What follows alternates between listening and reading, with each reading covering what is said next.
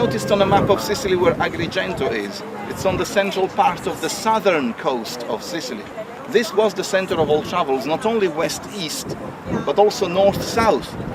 From Europe, going to Northern Africa, going to the Middle East. The place is exactly right there on the way. Here we can either use the, in this case, conventional name of Temple of Hera. She was the wife of Zeus in the Greek language for the Greek mythology. Or it's not wrong if you want to use its Latin equivalent. For the Romans, Hera was Juno. Juno is wife of Jupiter. It's not wrong because these are not Roman temples. These are all Greek temples. But it's not wrong if you want to use the Roman name, as the Romans were here for a long time after the Greeks, for many centuries.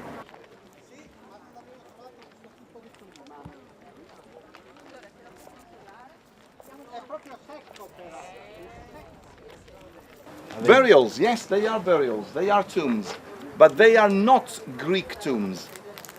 The Greek cemeteries are outside the city walls. The Greek cemetery was called the necropolis, the city of the dead. These ones and all of the ones we're going to see on the way to the Temple of Concordia are all the remains of Byzantine tombs from the 6th century AD. The word Concordia was the first word on an inscription found here. There was a stone with an inscription. Concordia means peace, harmony, unity, Eendracht. And we have such a conventional name because we are not sure to which god or goddess in particular this temple was dedicated to. The whole site of the Valley of the Temples is now part of the list of the World Heritage Sites protected by the UNESCO. The UNESCO has picked the symbol of the Temple of Concordia as an international symbol of peace. Very good balance between solidity and flexibility in the place where it was built and in the way it was built, and also in the distance between columns.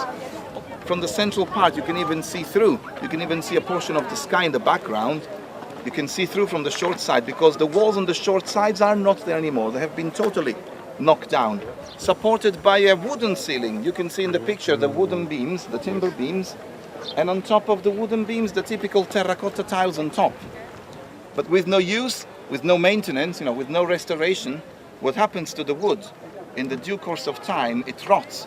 That's why the roof fell in, it collapsed. In this case we are sure about the identification of this one being the Temple of Hercules from different writers, in particular from the very important Roman writer Cicero.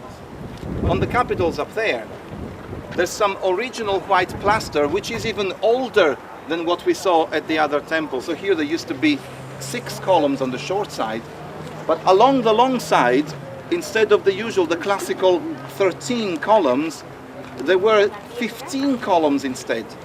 The temple was more elongated on its long side. But what do we have here? Look at the remains of the altar outside the temple of Zeus. Do you remember the altar at the temple of Juno? Look at the size of this. It's huge. It's enormous. The temple of Zeus measures 56 meters on its short side. Can you imagine how long it is on its long side? It's 113 meters